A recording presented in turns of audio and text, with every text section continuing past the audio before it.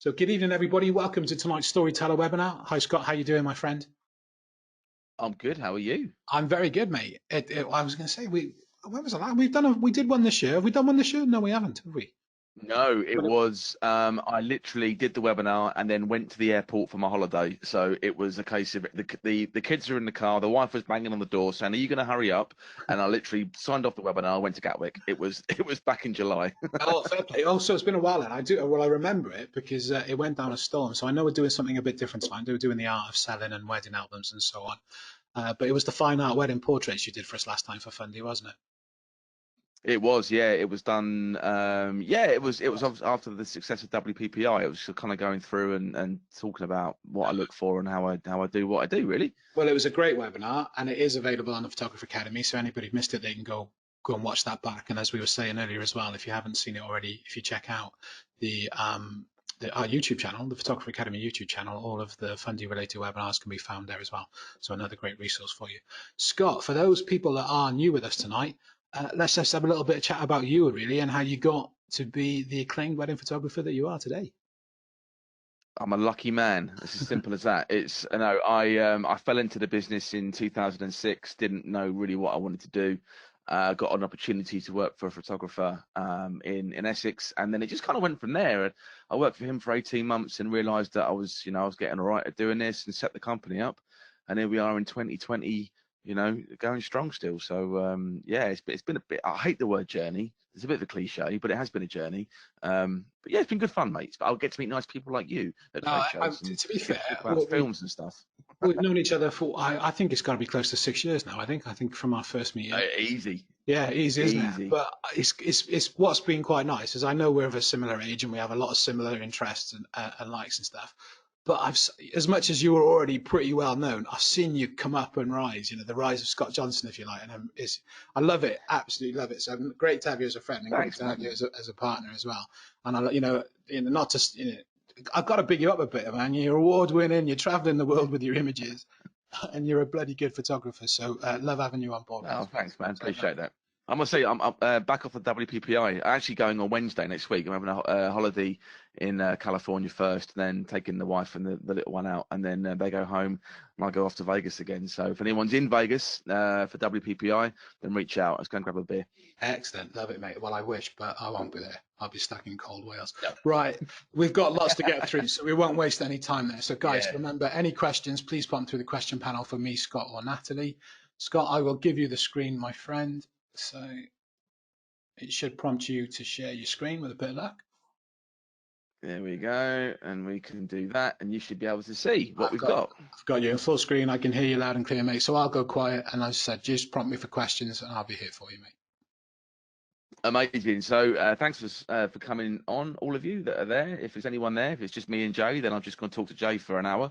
Normally I rattle through this in about 4 hours on one of my workshops. So we'll get through this nice and quick. But it's going to be an important way to make some more money. You know, we're at 2020, we're right at the start of the decade. So if we can implement some practices for you to go forward and make some more money, then that would be good. So with a bit of luck, most of you aren't doing USBs. Hopefully most of you that are listening are doing wedding albums. I use Graphic Studio, as you saw the logo at the front, and I exclusively design all of my albums through Fundy Software. It's been a really good partner with me for the last probably 6 or 7 years now. I've been using Fundy, and I've gone from taking about a day to design a wedding album to doing 4 in an hour. So anyone that's not on Fundy, you know, what you up to? Where you been? It's amazing, really. I used to start doing USBs, and it got me in a lot of trouble. It got me in trouble with the brides, and it got me in trouble because the images they were printing off the USB were just a bit rubbish, to be honest. It was just a bit rubbish. They were going to high street labs and getting really rubbish prints, and that was coming back on me because the images we were taking on the wedding day are a reflection of the business and of myself.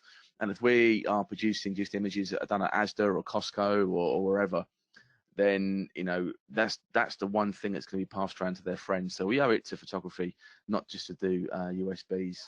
We just kind of need to owe it to us, I think, to deliver a wedding album, because we need to take pride in what we do.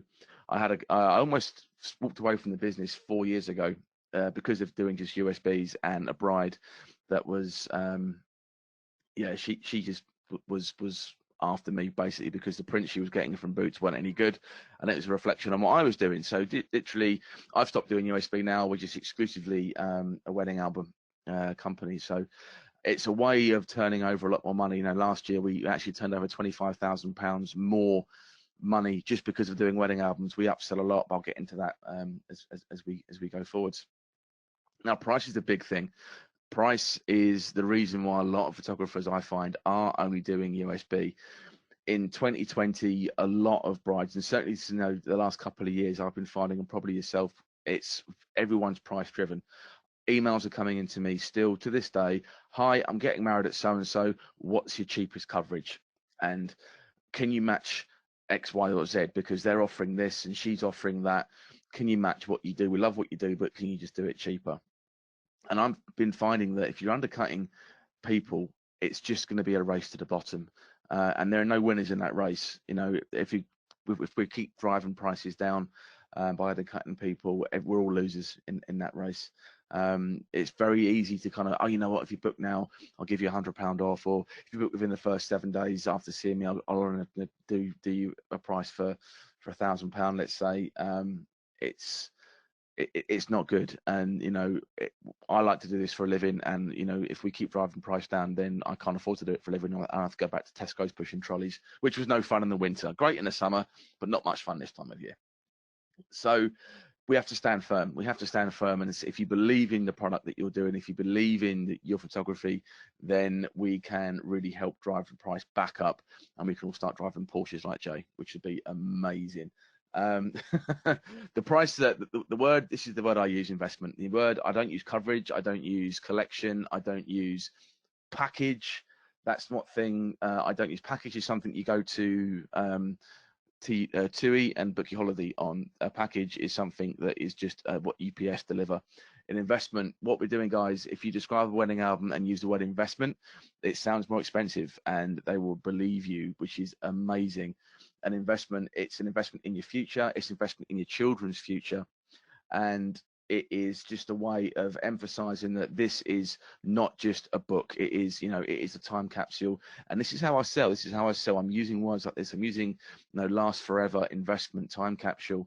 And these are words that are trigger words that I think, actually, you know what? It is a really good way of remembering things long after the wedding is over.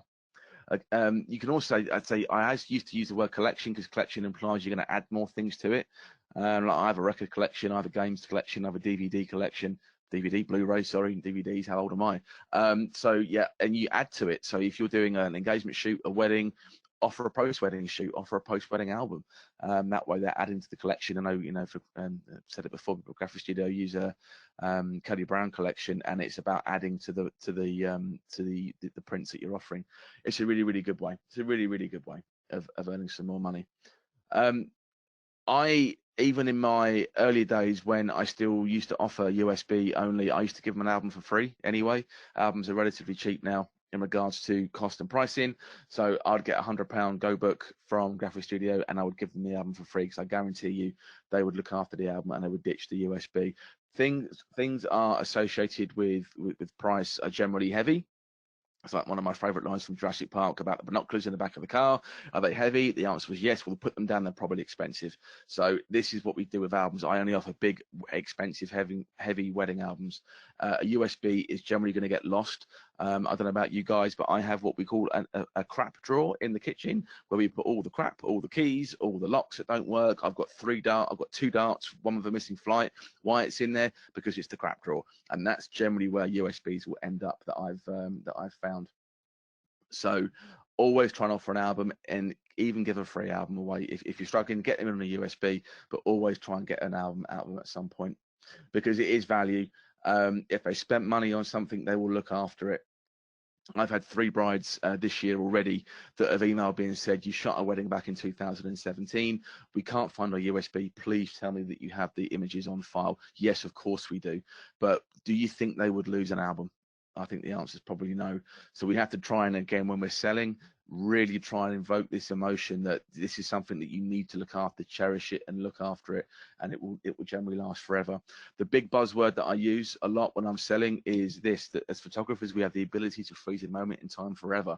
We can make loved ones last forever. We can make memories last forever. The USBs that I was giving out in 2017, I'm speaking to you now on a brand new MacBook Pro, and that USB does not fit this hole in the side of the machine anymore, because Apple are really good at doing that. So to make the USB work, I have to buy an adapter, and now I have two things that I can lose. So a wedding album, you will not lose a wedding album. If the house is burning down, I can guarantee you, those that have been married, you will know where the wedding album is. I can tell you exactly where mine is. It's downstairs in the wicker basket by the sofa. That's where my wedding album is. So we look after it because we cherish it. And this is very, very important as well. The way that I sell and make more money from the wedding albums is I also say this, that a wedding album is the only part of the day that will increase in value. Who has lost a loved one here that would give any amount of money to spend one more day with that person? This is a wedding album that will make that person last forever. So it's really important that we try and get this message through when we're selling our weddings and when we're selling people and we're promoting what we do, is sell. Yeah, you know what, it can come across as a little bit harsh, a little bit cold, but it's true. The flowers are going to die, the cake's going to get eaten, the only thing that's left is the wedding album. And if we sort of prime our couples that this is the way that we do things, then they're going to come in, they're going to come and buy a wedding album. I believe in the product. I show my wedding albums online on the website. If you go to my website now, theedgephotography.co.uk, and go to investment, then you will see that we have a scroll at the bottom with pictures of wedding albums. So again, we are priming the client to come in knowing this is what they're going to see. We don't put pictures of USBs. We only put pictures of our albums up because people will buy what they see. So how do we sell to people? How do we sell? How do we kind of get into people's heads and make them spend part of the money? Because weddings are expensive. Wedding photography can be expensive, and it's a big investment on the day itself. So we really need to try and get this away. So influence. Now, do we have a hard sell or a soft sell? Personally, I go for a soft approach, even though I'm using trigger words, what we've just spoken about recently, the last couple of slides. I will still use trigger words. So it's a soft in. I don't believe in hard sell. I used to work on cruise ships, and that was a very, very hard sell. It was buy now, buy now. We were shoving prints under people's noses, and it's a really good way of annoying someone. I believe that a hard sell is probably not the way forwards. Soft sell, speak to them. It's the best way. The other way is we have to try and find the buyer's needs. They come to us we're a service. They come to us for a service, and we fill that service. And it's how we go about filling that service, by showing them wedding albums on the wedding day. So again, they are primed and ready to go for when they come in. And also, it's how do we stand out from people? You type in Google at the minute, you're going to find 1,000 million photographers online. So we need to try and stand out, and we do that by how good our wedding albums and our photography is.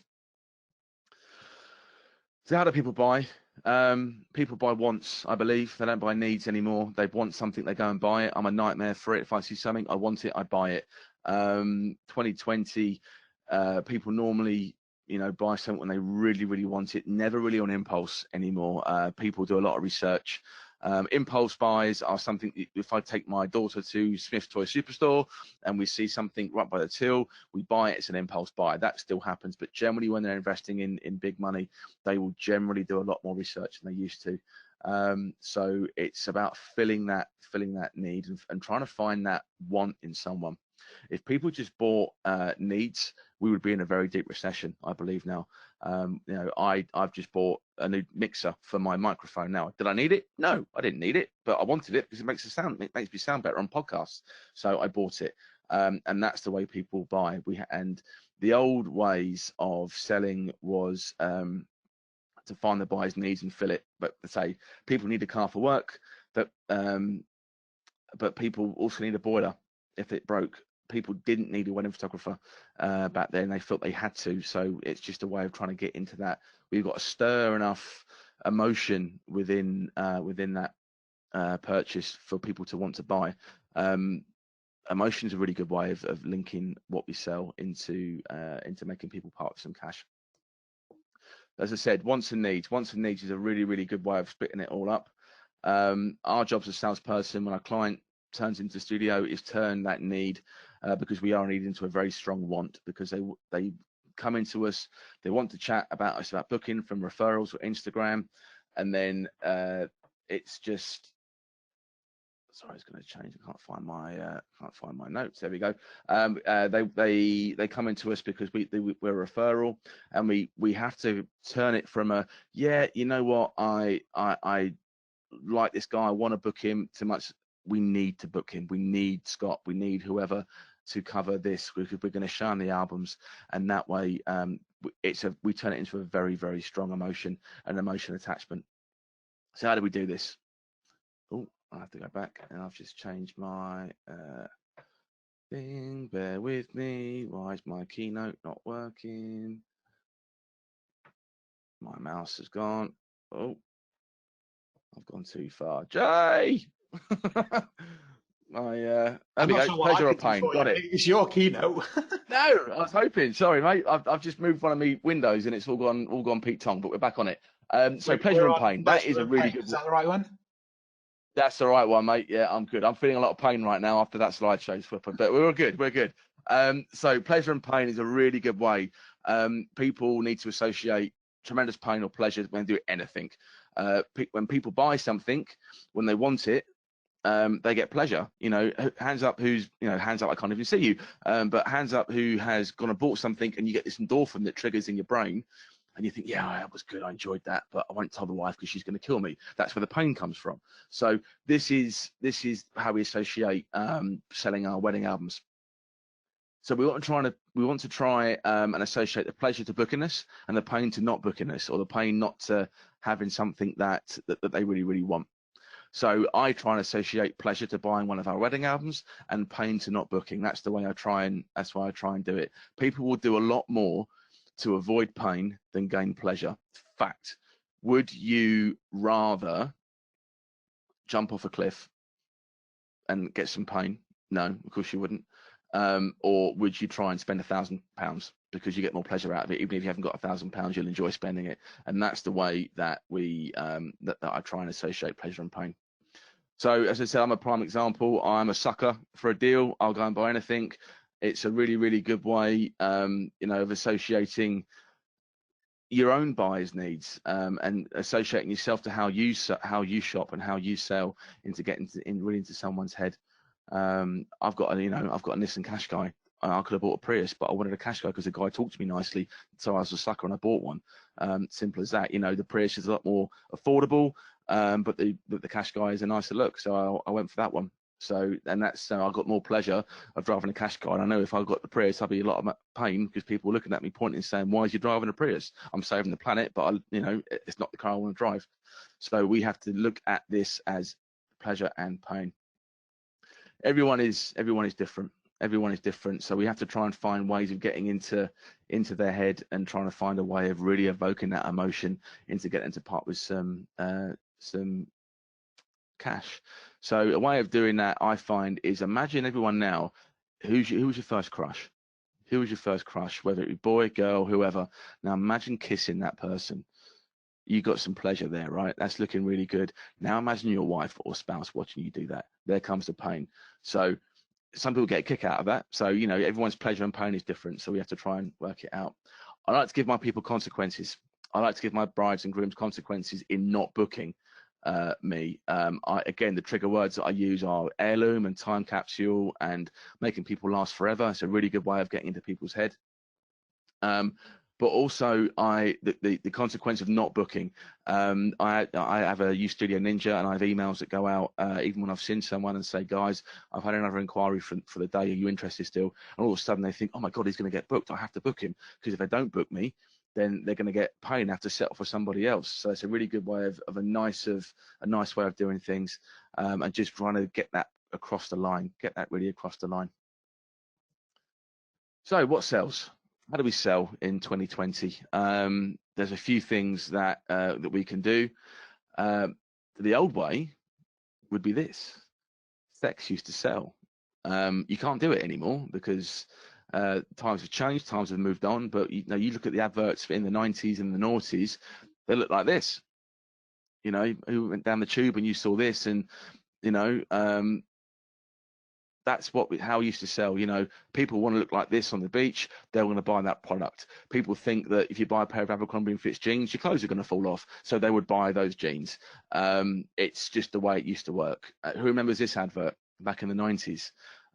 You know, women all around were hoping that their husbands were going to buy them a Wonder Bra because they wanted to have a nice chest like that. That's the way things used to work. And then women, that's how guys used to get advertised. My wife buys me this perfume aftershave still because she wants me to turn into David Candy. I can tell you it's not happened, but she still buys it in hope. So this is how we used to sell to people. Who remembers this advert from the 80s? It's a flake chocolate advert, and it was banned. Actually got banned on TV for being too raunchy. I had the advert on here, but I'm not going to play it because, you know, we're not quite watershed yet, but it was actually banned. But I tell you what, they sold a heck of a lot of chocolate because of what she was doing to that chocolate bar. Fear is now how we sell. Fear is how we sell. Fear is not like, no, get a gun to someone's head and say, you're going to book me or I'm going to, you know, pull the trigger. That's not how we do it. It's giving them consequences of not booking and giving them the out. You know what? It works. Fear works. And there's two examples that I'm going to use. This is not by any way my representation of how I believe in the way things are going, but it's just proof that fear works. There's number one. He's in and it worked. And there's number two. Fear, it's in and it worked. So by giving people consequences in not booking and not having the albums that we are offering is a really, really good way of making sure you get that sale across the line. So we had a couple that were going to book us a couple of years ago, and they said, you know what, we just can't afford it. We are going to get a friend to do our photography for us. So I sent him an email. Was like this. So you know, it said about fills me with sadness. The couples before that said exactly what you said to come back. No, given them, really regretting the wedding day itself. The pictures weren't very happy, and then just, you know, putting a consequence in there. I really hope that your friend has the skill set to cope with the weather, with the wedding day, camera issue, or the British weather. So I've just put some doubt in his head to say that, you know, we're professional, we can really do this. Can we, you know, hopefully your guy's going to be okay. Wish him all the best, nothing nasty. There we go. He booked a week later because he all of a sudden thought, yeah, you know what, it is going to be October, we might get some bad weather, can my friend do that? The answer was no. So I've given him a consequence and he's come across the line and booked. So again, just by giving consequences is a really, really good way of nice consequences. You know, don't be nasty, never be nasty, but just give them a consequences to know, are you sure? Are you absolutely sure? You know, just plant that seed of doubt in someone's head if they're going to come back, and then reassure them that you are the right person for the job. People want status. People want to outdo their friends. People want something bad enough, their want becomes a need. People often can't afford nice cars, but they drive around them because they get a tremendous amount of pleasure of driving around in a Porsche, Ferrari, or a nice Audi, BMW, whatever your preference is. And the pain of not having that car gets forgotten about because they're driving around in a nice car. They can't afford it. They really can't afford a nice car, but they drive around because they want the status. Personally, when couples come in to see me, I'm looking at two things. I'm looking at the bride's shoes and the groom's wristwatch, because people often take most value in the smallest things. They might be driving around in a Ford Focus, nothing wrong with a Ford Focus, but if they've got a nice Breitling on or a Rolex, or she's wearing a pair of Jimmy Choos to come and see me, I know they appreciate the small things in life, and I know that I've got a really good way of getting people to again across the line. We make them want. You know, make them really, really want you. Make them really want the album. Show them some nice sample albums. You know, brides do, as I said before, brides do more and more research. The internet is brilliant, but also there's a lot of us out there. So how do we stand out? So they might research 25 photographers. They might see 10. And you're number 9. You know, you're number 9 on the list of people she wants to see. So she is pretty bored. He is definitely lost and gone. So we need to find a way of keeping that energy level up and making sure that we are, even though if we're number 1 or number 9 down the list, is getting the energy across that we're excited to see them, and and that way their energy will get picked up and transferred to them. And even though they've seen 9 photographers, we can really come back and make sure that we are, you know, going to sign the dotted line and get into booking because of how we are and how we present ourselves. This is the way that I try and do things, to find enough about someone to find their hurt and find what they want but aren't getting. So find out about their friends' experiences. Find out if their friends, when you're in the sale, when you're in the zone and you're selling, find out if their friends were happy. Find out what their friends didn't get on their wedding day, and find a way of you know, fixing any hurt they didn't realize they had yet. So, oh yeah, my friend had a photographer, but they had one camera and the card failed, and he had to go home and get more cards, and reassure them, well, actually, no, we bring 3 cameras on the wedding day. We shoot with dual card systems, and that way, again, you're finding out what their concerns are, and you're making it right from day one. So you're reassuring the whole way forwards. The other way is to find out what gets disturbed them, find out a little bit of hurt, talk to them about, you know, a loved one that's passed away, talk about past brides, and then show them a picture of a granddad in a wedding album and say, yeah, this unfortunately, this, you know, it's happened here. I've got a wedding album upstairs where the granddad unfortunately passed away 3 weeks after the wedding, sorry, but he's in the album forever. And I tell that story. And they're like, oh my God, I didn't think of it like that. And all of a sudden, they're getting a book. Simple as that. They're getting an album, and all of a sudden, your profit margin is going up. Ask how much they're going to spend on their wedding dress. You know, I always ask, you know, £2,000, £3,000, £4,000 on a wedding dress. I thought, well, how do you want to be remembered in that wedding dress? Do you want to be remembered on a 50p print from Boots, or do you want it to look amazing in one of our wedding albums across a double page spread? So that's another way of trying to get into someone's head from there. And then heal them, solve the problem. You know, find out what their problem is. As I said, find the hurt, reassure them, solve the problem, and that way you are going to, you know, reassurance is a really good way of building trust. But we have to kind of upset them first a little bit. Not upset them, don't call them, you know, nasty names, but try and find a way that subconsciously they didn't realize what they were missing, and going from there. A disturbed prospect will not buy. Simple as that. You have to try and get into their head a little bit.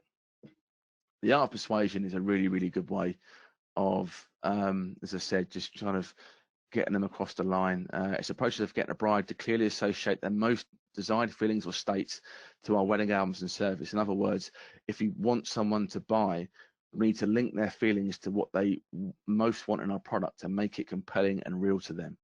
We must get them to associate not buying to pain, as in not booking. Someone else is going to get the date. We might get a holiday. You know, we took a holiday last year and we turned 3 bookings down because someone waited so long that they left it. And they rang me up and said, "Guy, we want you to book." I said, "I'm really sorry, we're fully booked now." And then they got a tremendous amount of pain. So tell them about experiences like that. Tell them about that type of thing from there. Any questions, Jay? While I'm going to the next slide, while we're there.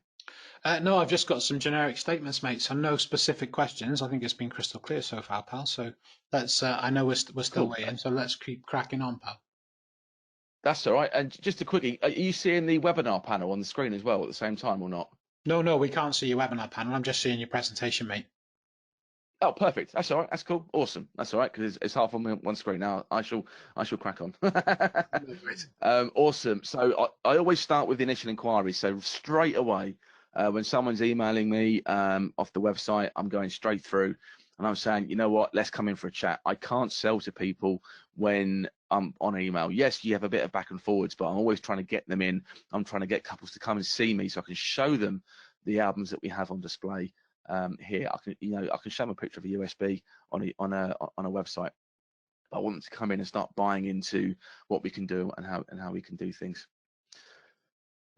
So I want you to think about your recent purchases. 3 things that you have recently purchased, and was it a need or was it a want? Right now, just trying to think about what it was that you last bought, and then to get into someone else's head on how we sell, we need to try and first understand how we buy, I believe. As I said, I'm quite an impulsive buyer. If I want something, I'll go and get it. My wife hates it. I very rarely buy needs. I generally buy wants. I need to pay my credit card. don't want to pay it, but I have to pay it. But I need to get a new camera. The X100V's just come out. I've already pre-ordered it. Do I need it? No, I don't need it at all. But I want it, absolutely. So I've just ordered it. That's the way I like to buy things. So I'm quite impulsive in that respect. So was it a need or a want that made you want to buy something, or did you want it so bad that the want became a need, and to justify it as a need? Purchase is when a want is stirred up and you didn't know that it was there, but it was all of a sudden you've seen something and thought, I want it. A bit like the camera that just was announced this week. I didn't know it was coming. I saw it, wanted it. It stirred the want inside me. All of a sudden, I've got it on pre-order. But also, it's also good to understand that it's a time when you really, really wanted something. You really wanted it bad, and you didn't follow through. What were the reasons that you didn't buy the thing you really, really wanted? And that is really, really important to try and understand the brides that are coming in. People generally buy for emotional reasons, and they justify logically.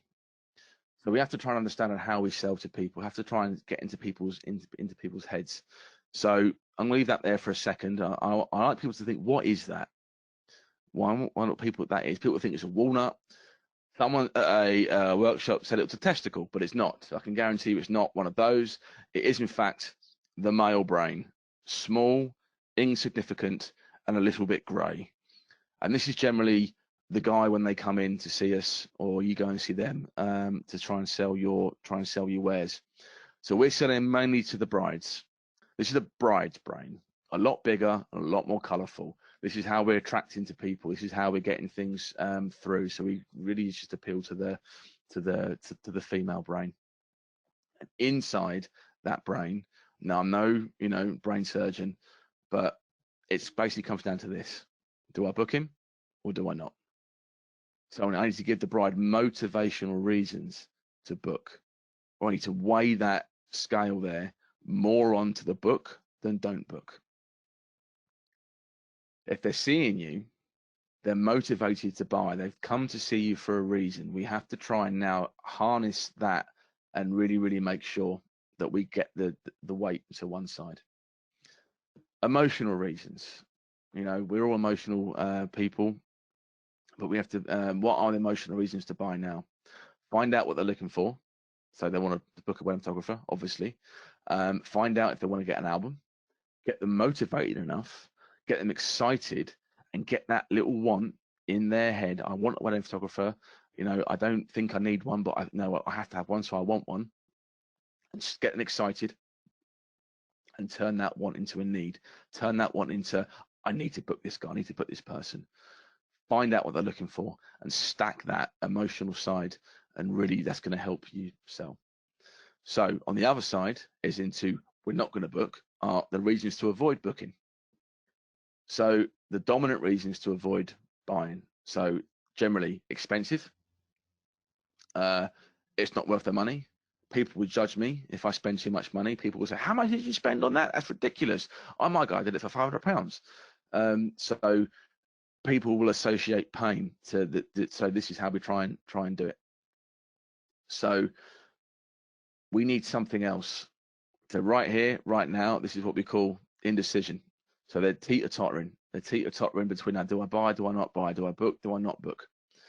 So we try and give them a little bit more hurt to try and kick them over the edge a little bit. Ask them more questions, try and find out what their beliefs are, to make an emotional decision. So why did I buy the Nissan? Why? I didn't need to buy the Nissan, but I bought it anyway. But what was the reason why? Because he said to me, I had an old one, and he came into me and said, how's the car? I said, yeah, it's really, really good.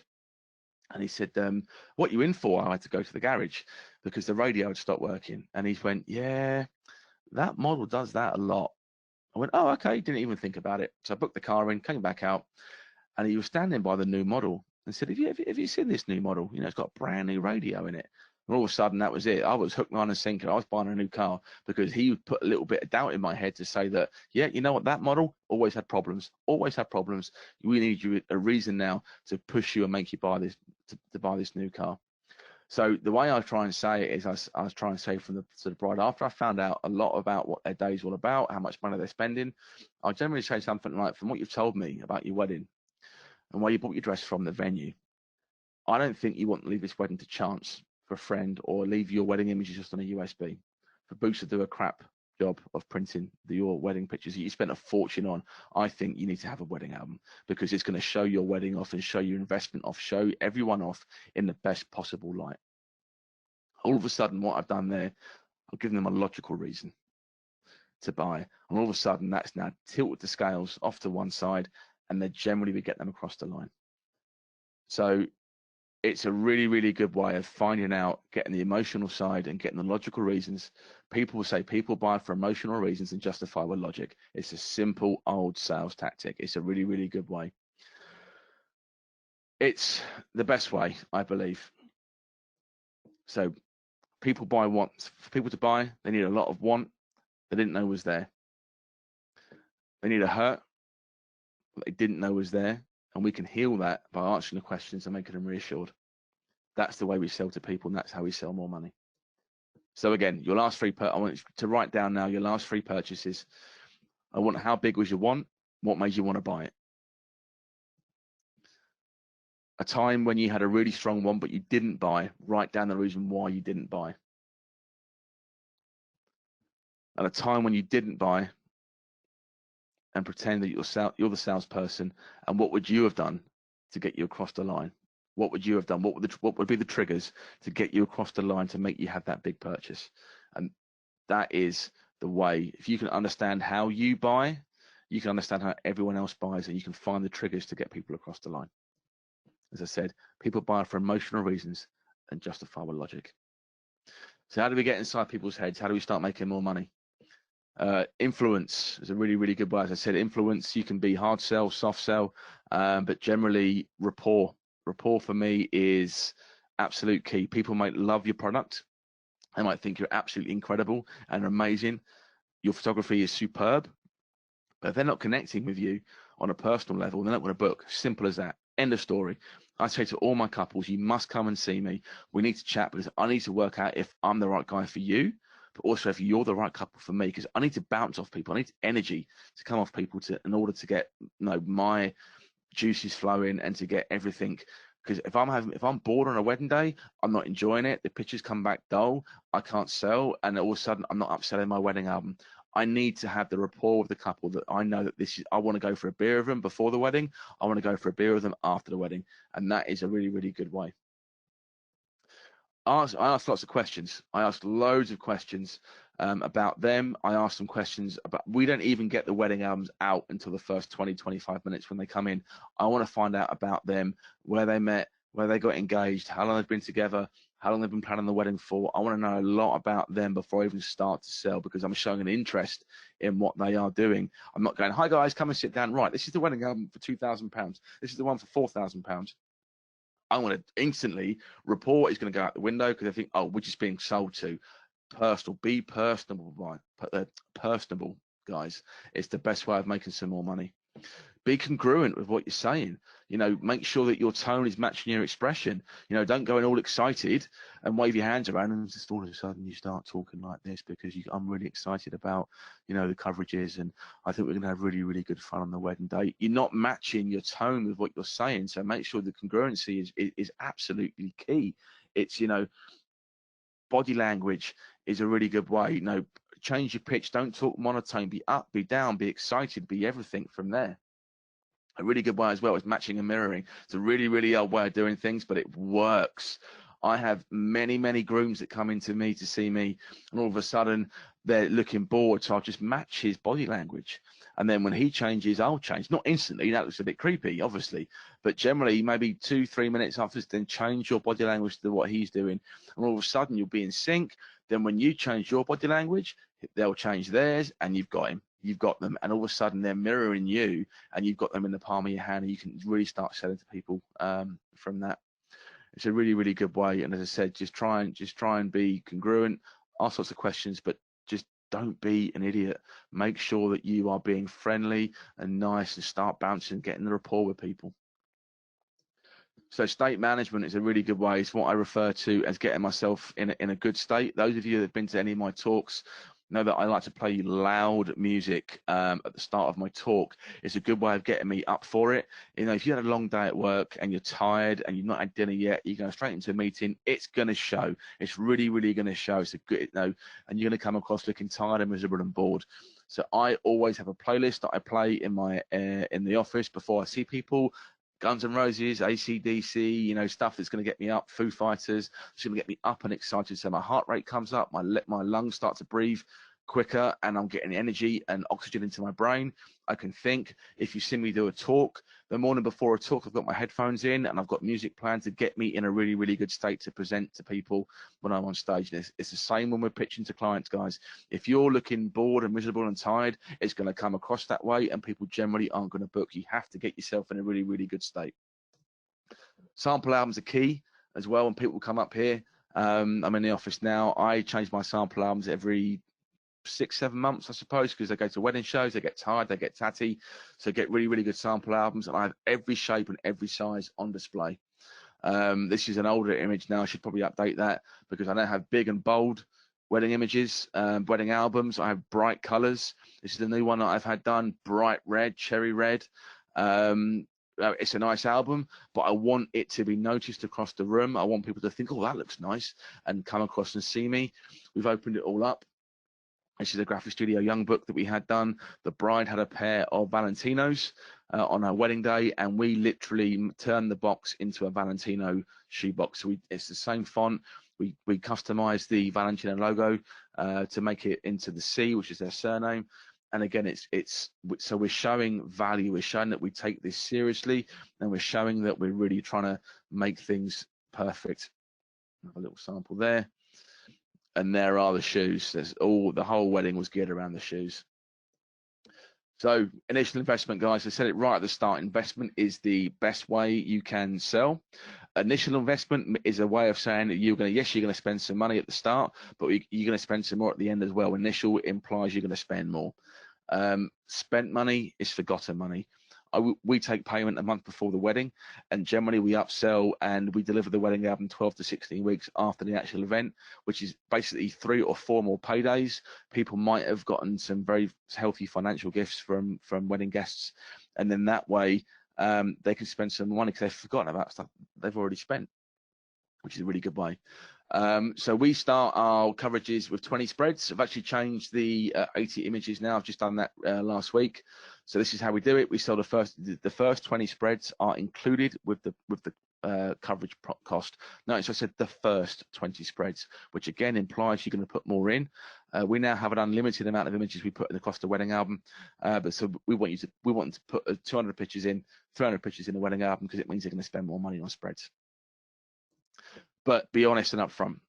You have to be upfront, and that's where the rapport comes in. That's where the rapport, and you say, look, guys, yeah, you know what, you can have 20 spreads. Most people come with 30, 35, and if that's the case, you will spend some more money. If you're going to sting them at the end and not tell them about the additional cost and hit with an invoice for £1,000, they're going to be pretty annoyed. So you have to make sure that you are upfront and say, guys, this could cost you some more at the end.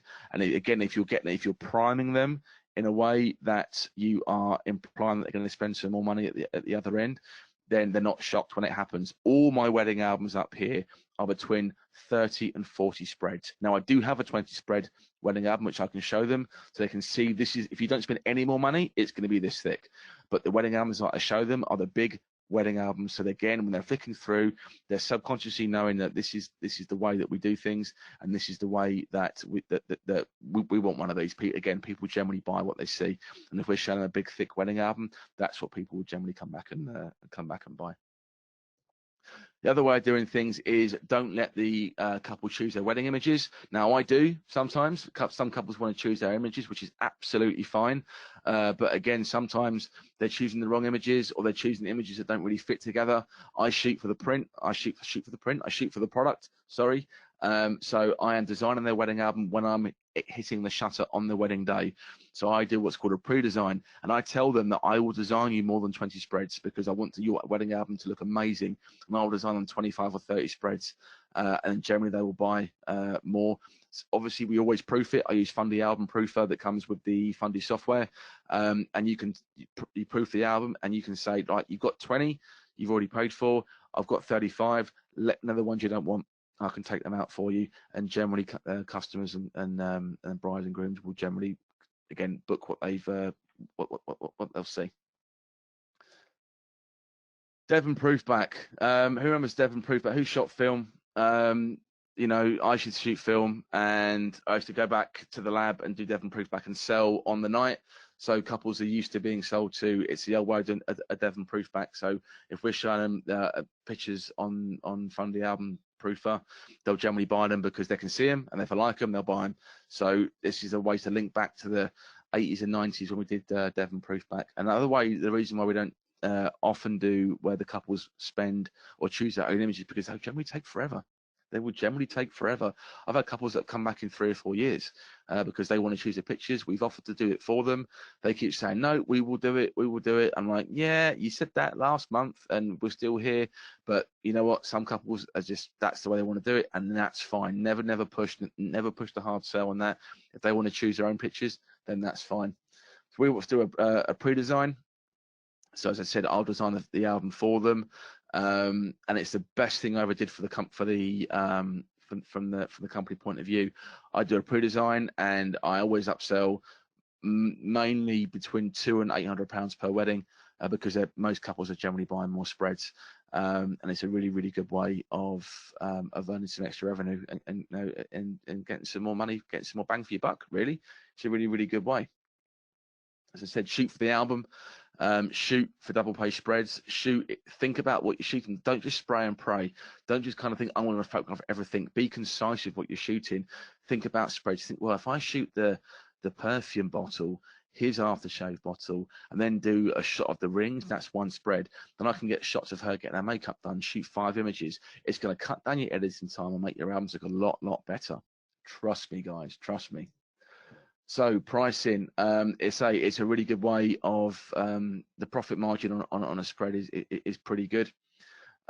We charge £100 per spread, because if you got that spread and cut it out the album, put it in a frame, how much would you sell that frame for that size of a spread? It should be no different. It should be absolutely no different from selling wall art, which again, you can go into Fundy Software and sell wall art that way. It's exactly the same way. So we sell 30 by 40 graphic studio albums. So we're talking 80 centimeters wide by 40. So 80 centimeters is about 2.5 foot.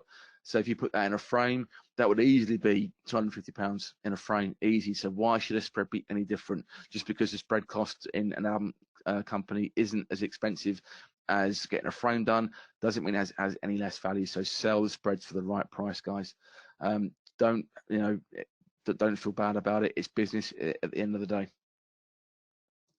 Another way I try and upsell is album cover choices. So I offer every album cover within the graphic studio range is part of the price. I don't charge any extra for Sequoia.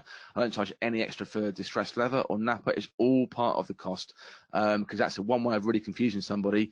And also it gives me an opportunity to get them back into the studio and sell to them post-wedding. I can sell wall art. I can sell parent albums. I can sell, if they want to buy the USB, they can come and buy the USB. So always get them back in after the wedding day and use it as a way to try and sell, because again, by the time the wedding's all done, it's 3 or 4 months after the wedding, and then that way they can come in and they're not really thinking about, again, spent money is forgotten money, guys. It's a really good way of getting them in and trying to get some spreads or wall art or parents books, and they've forgotten about the £2,000 they spent the month before the wedding. So again, just try and get them back in always and go through that. As I said, I always proof the albums. I never send it to print. Even as much as I would like to take full control, it is, after all, their wedding day. So I believe that they should have the final say, which is absolutely fine. This is a screenshot from Fundy Software. This is the proofing page. So this is how my spreads look in a wedding album. And you can see at the bottom right, you can see a proof page or have the comment logo. So they can either click the approve and we know it's good, or they hit the comment box and make a comment. They might say to me, actually, you know what, that white space on the left-hand side, can we put a picture in there, or can we swap one of the spreads over? And of course, the answer is going to be yes. Now, you can turn that comment box off. So they just approve. It's a really good way of speeding up the process. But I like to give my couples a chance to change it. We do a first round of changes for free, and anything after that is £10 per spread to change it. So it's a really good way of encouraging the sale to go through a lot quicker. Any questions? I'm almost done, Joe. Any questions before I go into the next one? We've got some questions. Well, to be honest, you've kind of just answered it, because you started talking about proofing, and we had some stuff coming in about proofing, and you've just kind of, I think it's in this day and age, it's the tools that the likes of Fundy give us is essential, really, and speeds the process up. So I tell you what, I think it's going to be more of a bit of sort of reflection on some of the things I've had through the chat panel, mate. So if you want to finish, we've got stuff to talk about, and then we'll just talk about some of the key points again that have come through on the chat panel, mate. Yeah, no worries. So we're just talking about legacy. As I said right at the very start, that you have to kind of use this word. I used to work in Boots. I used to work in the Pro Lab at Boots, and I didn't really care about it. It was a job. I was on £5 an hour, and I treated the job thusly. We never used to maintain the machines properly, so the prints were coming off really, really bad. And that's what we're doing if we're giving USBs, guys. We're not, we need to make sure that the legacy of our storytelling of their wedding day lives long after we do. It's going to get passed down from the generation to generation, and we have to kind of use this word legacy, because this is one of my favorite quotes, and we're going to finish on this. Price is forgotten long after quality is remembered, by Gucci. How awesome is that? So you know what, once all said and done, and the couple have spent a couple of £1,000s on the photography, but they get this beautiful book with their wedding day they spent 30, 40, 50,000 pounds on forever, they don't care how much it costs. It's there forever. And that's me out. Any questions, Jay? Well, there's some reflections, really, mate, because cool. You did it, fair play, 55 minutes, and obviously I had about 5 minutes. I know. And so I'm impressed, mate. But what you did share in 50 minutes was immense, and it's me making notes. Cool. Yeah, I mean, what I think is great, and I think what actually I first realised for the first time tonight, and I've been doing this for years, like yourself, as you know, but we're predominantly here, Mark Level Photography, the Experience Group, the Photographer Academy. We're portrait photographers now, as much as we've done. Mark loved doing weddings, but at the end of the day, Mark could tell you himself he's all about the money, and he could make more money doing more portraits than he could waiting on the weddings. But he still loved it, and we're like yourself, we're not cheap. So when we do it, he's built up his name, he's built up the quality, like you've said. There was a couple of things that I wrote down. Can I just say at the beginning, you told them that I drive a Porsche.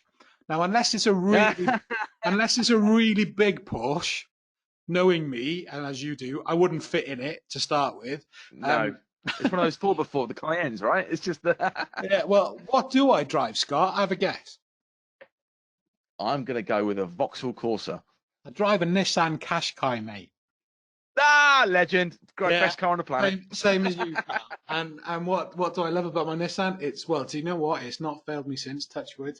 But it has an incredibly awesome Bose sound system built into it that came with it. Yeah, I think you got the same one as me, mate. It is banging. Put it up loud. But anyway, we digress. we do. Right. What I picked up on quite early on, obviously us being predominantly portraits, we do exactly the same things, but we do it in the reverse order. So you have the soft style up front, you ticked every single box that we have in exactly the same process with the portraiture, but we have to do it afterwards. So, but we don't have to do it afterwards. Just like all of the key areas you've touched on tonight, we call it the value chain. We call it, so from even the booking, or even if it was a giveaway portrait session on Facebook, they're still treated as if they spent 200 quid on that session. And that experience, and that's why we're called the experience with our mentoring, that experience from the first touch with us, first conversation, first email, whatever it is, right through to the session. We have this thing what we call the post-session pre-sale, the PSPS. So it's getting them ready for the spend, like you said, you're doing up front, showing them the albums and the touch, the feel, the questions, and people buy from people. So all of these, I was here ticking boxes or writing boxes, going, is it, and I know we're like-minded. That's why we work together. But it was the first time that I really realised, from a wedding point of view, because I haven't been involved in weddings in a long time, It was just like, we're exactly the same, but just in the reverse order. So everything that everything that Scott's talked, you've talked about tonight with the guys online with us, if you are a portrait photographer, everything is just completely relevant still. Everything is exactly the same. Absolutely. It's not a bride, but We're selling the same thing. yeah. No, we're selling the same thing. We're selling memories. I mean, we lost our dog just before Christmas, and we spent a lot of money. A guy called George Fairburn does these amazing portraits, and he came to see us. And we have a picture of Rodney, the German Shepherd, bless him, up on the wall. And you know what? It wasn't a wedding day, but we invested a lot of money in that portrait because we knew that no matter what's going to happen, she was 5 and she's now 6 and she's growing up, and the dog's there. The dog's no longer with us. And that's going to last forever. And that's what we have to really put forward to, if we're doing portraits or weddings, guys, we can make people and objects last forever. No, I mean, that we teach exactly the same way. And why I think Fundy came up with well, I don't know if it was theirs, but the power of print. And it is so true. It's Fundy, yeah. It's Fundy. It's what Jonathan says and what Andy Funderburg. It is absolutely back, and the first statement you said tonight, believe in yourself, believe in your photography, confidence. It's so important, and it's so easy to fold under pressure from society, and people say, "Oh, you should be charging this, you should be charging that." You know what? Do what you got to do, and just do what you got to do. Be true to yourself, and you'll enjoy it more if you do it that way as well. Absolutely, 100% with you on that, and that's how we teach, as with the experience. It is about that. We get the question. You've mentioned it tonight. How do we compete with the USB photographer? You don't compete with them. They don't exist. We had just to tell a quick story. We had a chap who's with us in the experience group. He's been with us for 3 years. He's a good general, what we call a GP photographer. He does families, he does pets, he's got a really successful makeover photography business, and he's just off the high street. So he's easy to find. And we got a phone call I think it was about 6 months ago now. They've just opened, guys just opened on the high street. He's what we refer to a 999, shoot and burn photographer. Yeah. He's going to kill me. I said, no, he won't. He said, he's not. No. You've got all your corporate partners in place. You've got all your marketing in place. You believe in your photography. Go back and look at his window, and I can tell you that it's going to be rubbish. And it was, And I said, the people that are going through his door, they're not your clients. They're not exactly right. And it's very easy to. I mean, I use a starting price on the website just to make people aware that if you're going to come to us, you're going to spend some money. Yeah. And I only want to focus. It's not bragging or being snobbish, but I only want to photograph the clients that I want to photograph. Yeah. There's a market for the 999s. There's a market for the 5,000s. I'm comfortable charging what I'm charging. And that's the people I want to photograph. And don't be put off by someone undercutting you. If they want to undercut you and copy your work, that's fine. But they're only going to be as good as what you were 6 months ago. So stop worrying. Stop worrying about what other people are doing and just focus on yourself, and you'll be a lot healthier. Trust me. And we've talked about it. Well, you and I have talked about it, but we've been talking about it on previous Fundy webinars. Obviously, you are a wedding photographer, and that's what we're here to talk about tonight. But in portraits, the albums, the print boxes, they all exist in the sales room now for us, and the album is equally as important in the portrait sale. Now, you talked about your dog there. Obviously, I didn't know that, but we've got something in the experience group of 102 photographers. We've got something like 25 that specialize in dogs, and the money that they're making is phenomenal. So don't forget these different areas, guys, and it all applies. That proofer, I know we've only touched on it tonight, and I know tonight was more about the selling than Fundy, and we've got lots of information on the site already about Fundy, guys, if you don't know what it does and what it can do. But we've got to say, that you know it. We've been around Fundy as long as we each other have, but it saves it doesn't save your life. It gives you your time back. It's crazy, man, because I was 40 the other week, and I'm not getting any younger. I don't want to be up here spending days doing album designs.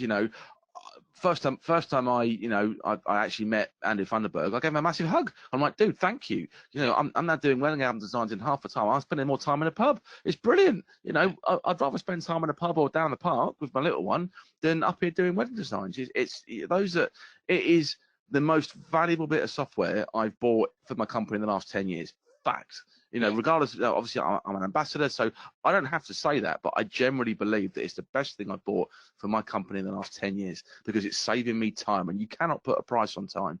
Yeah, well, we bought it long before we even got involved with them, so we agree totally. And well, as much as we've not met Andrew in the flesh yet, Mark has thanked him in exactly the same way that you did, and I did He's because a he got good Mark. hugger. Yeah, yeah. He's a good Well, hugger. I do. I've had an invite. I've just got to get Mark to let me come out, get out there. I know you've been out there, Mark.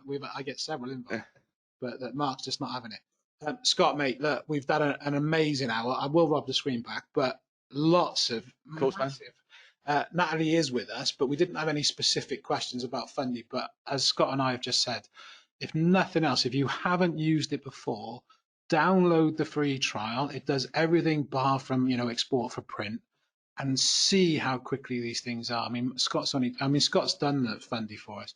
It was, just quickly backtrack. The last one, when we finished off your fine art one, you previewed the magazine maker, wasn't it? And how you use that in your I marketing did. Yes, I material. did. Yeah. Yeah.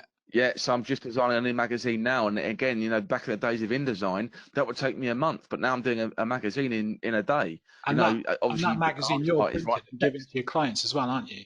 Oh, the prospective That's right. clients So, using it, yeah, yeah, and it's priceless. yeah, yeah. So like a brochure. Obviously, I run workshops. We're doing a workshop brochure now. It's all done through Fundy Software, and Graphic Studio print the albums for me, and they print the magazines, and they're good. The content is good. If you're stuck for words, Fundy have spent an absolute fortune on content and copy in the website, and you just use it. I've got stuff in there that I've just pinched from Fundy because it's good. Why change it?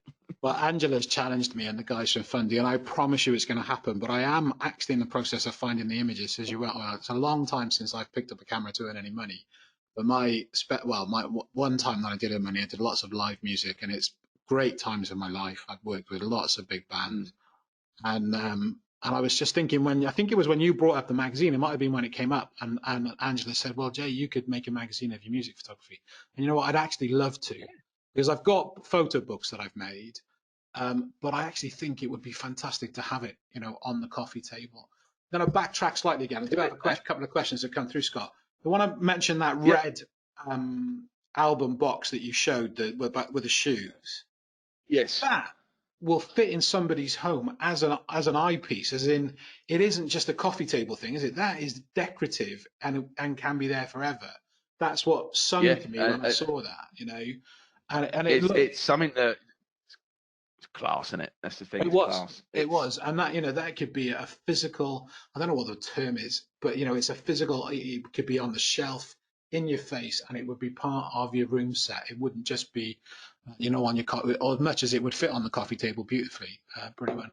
Yeah. There was a question. I think this. Oh, I think I'll get this right. How does Fundy compare to Loxley? Well, Loxley's all integrated into Fundy, guys. So if you're a Fundy user and you're at Loxley as your lab, then all of the templates for the Loxley albums and so on, and many of the others, I believe, of course, Graphy is as well. So when you log I'm into Fundy, fairly sure that Fundy has the dimensions for any lab that yeah, prints. Not just in the UK, and but in the US and Australia. well, I know And it has. it's I honestly know it's it's got Lox. simple. Yeah, I know it's got Loxley for definite. If you find that it hasn't got, your lab, it's all the dimensions are custom. We had this question last time, and I know Natalie answered it. All the dimensions are customizable, so you can still make Yep. the dimensions to your lab. But Loxley's already integrated. So again, on the free trial, that's the only thing you won't be able to see, Andrea. But you'll be able to go in there and pick Loxley and pick the album, and it'll give you the dimensions and all that. Loxley or Sim or Graphy or Nphoto, anyone, Miller's in the US, Bay Photo, you name it, they've got it. And it's just those that aren't using it, I want to bang my head against the wall and say, come on, guys, you could save months a year on designing if you just try Fundy once. Scott will take you for a pint. He's told you that because of the amount of time it saves you. So you have to get yourself to Chelmsford or whatever it is, and then he'll take you for a pint with the time that you save when you're investing. Come to Vegas. Come to Vegas next month, by the end of the month. Come to PPI or TPS. Those at TPS. I'm talking at TPS, so come and find me there, and I'll buy you a pint. Excellent. Mate, a couple of quick reminders. Natalie, I think you're with us, but thank you. Not a million questions for you tonight, but great to have you with us. And again, guys, if you haven't tried it, go and try the free download. And if you want to save $100, use the code TPA2020 on that. A couple of quick reminders. The magazine, I've got to shout about it. I'm so proud of it. It's a fantastic job that our designers do. And the photographers are from all around the world. It's an incredible inspiration. So if you haven't checked it out, it's free from the Photographer Academy on the download page. Links in the chat panel and your email tomorrow. Get involved with us on Instagram and tag us at TPA Photo, and we can get you featured in the magazine. Good night, everybody. Take care.